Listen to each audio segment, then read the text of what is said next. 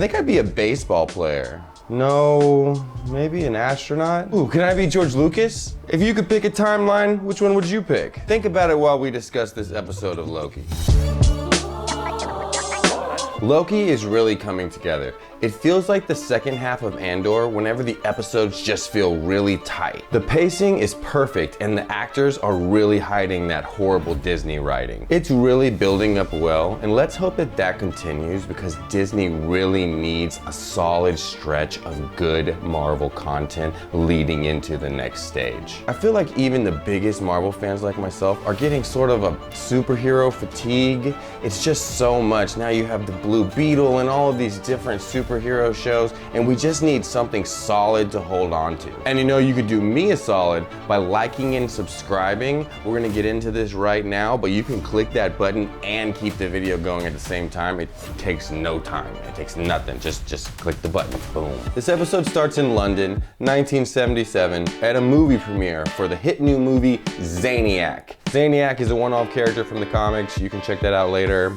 Let's keep going. We find out that the star of this hit new movie is none other than our buddy X5, who seemed to be all about the rules back in the day, but not so much anymore. I mean, how does that work? They're supposed to protect the timeline and not create branches. He made himself a movie star. That means that millions and millions of people saw him and he affected their lives making a new branch, like a very, very strong branch. I don't understand. Either way, let's not get sidetracked, but X5's got some explaining to do. X5, or if you want to call him his stage name, Brad Wolf, he's smoozing everybody. He's enjoying the spotlight. He's definitely enjoying the spotlight. But when he sees Loki and Mobius, he takes off running. Now it feels like maybe some time has passed because Loki now is given full reign of his powers back. And X5 has no chance of getting away from full-powered Loki. He uses a bunch of illusions, and Loki magic is so cool. It's meant to intimidate. A little over the top, don't you think, all the shadow play?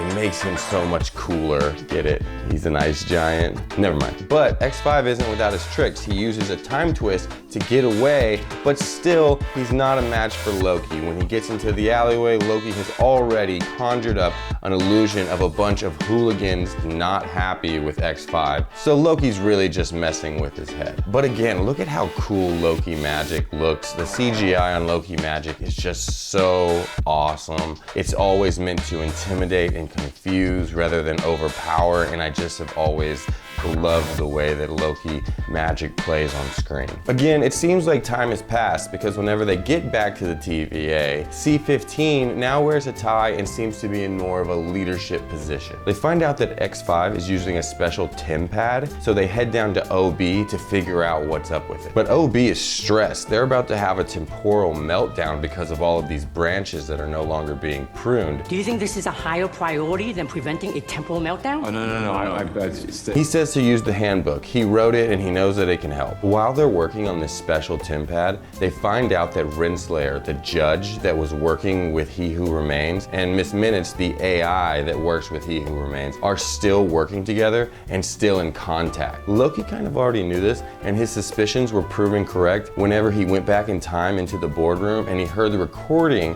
of He Who Remains and Renslayer striking the deal to reset everyone in the TVA and the TVA in general. Mobius is a little taken back that Loki is just bringing this up now, and as a detective, I doubt that he likes to make moves without all the information. Loki, Mobius, and C-15 are interrogating X5, or Brad, and he is very good at getting underneath people's skin, and he immediately goes for Loki, who surprises everyone and doesn't take the bait. It actually ends up bejesus Mobius who slaps the bejesus out of X5. Oh, wow! Whenever he calls him a nowhere person. One thing's for sure, X5 is no longer playing the TVA's game.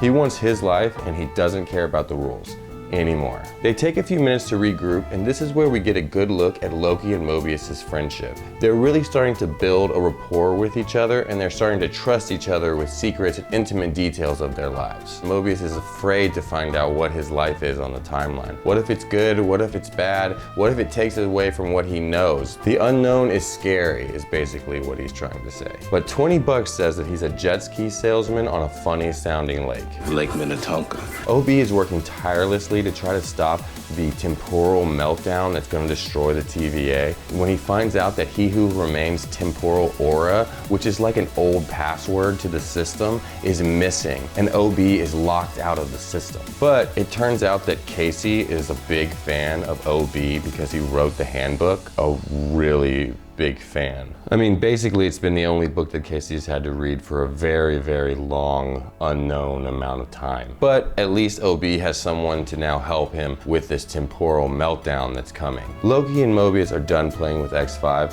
and they wheel a big machine into his cell. After some very tough negotiation, he agrees to show them where Sylvie is. So they find her at her Oklahoma McDonald's in 1982. And she's built a life for herself here, and it seems like she wants to protect it. But during this time, X5 is acting really weird. He wants to get back to his timeline and be his movie star, and there's no time to waste. And that's when Mobius puts it together that there is something going on. Sylvie uses her powers to get into X5's head. The military branch and General Dox are planning to bomb all of these branching timelines. Just Oppenheimer them bad boys. This is also a little telling about X5. He knows that this is gonna happen, and he does have the morality to not be a part of it, but he doesn't have the bravery, I'm not sure what it is, to do something about it. So he just selfishly goes to his timeline using the knowledge that he has, and he becomes a big movie star, and he just waits for the impending doom. The TVA starts to notice the attacks. 30% of the branches have already been eliminated. Billions of people have already died. Sylvie knows where to go, so they head to where General Dox is launching the attack, and they do manage to stop it, but not before almost all of the timelines have been bombed and billions of people have died. We get to see some Loki and Sylvie tag team kicking butt. General Dox does manage to escape at the very last moment. At the TVA, they all stand around in stunned silence. All of those timelines and all of those people wiped away completely from existence. It's all C-15 can do to stop from crying. But they do get a hit on Renslayer and they get back to the job at hand. Sylvie leaves seeing the ineffectiveness of the TVA, and really who can blame her? And Loki is left with the 1-2 finish. He lost the battle and he lost the girl. Sylvie lays on her awesome classic Ford and plays with a little time gadget that she got from He Who Remains, scared that the life she built is going to get ripped away from her once again, but this time because she chose not to act. Hey everyone, we're not at the big channels anymore, and now we're trying to start our own. And you can be a part of it. All you have to do is subscribe, like the videos, share it with your friends. You can click over here to get some more. Just help us out, we'll help you out, and we'll bring you more content. See you soon.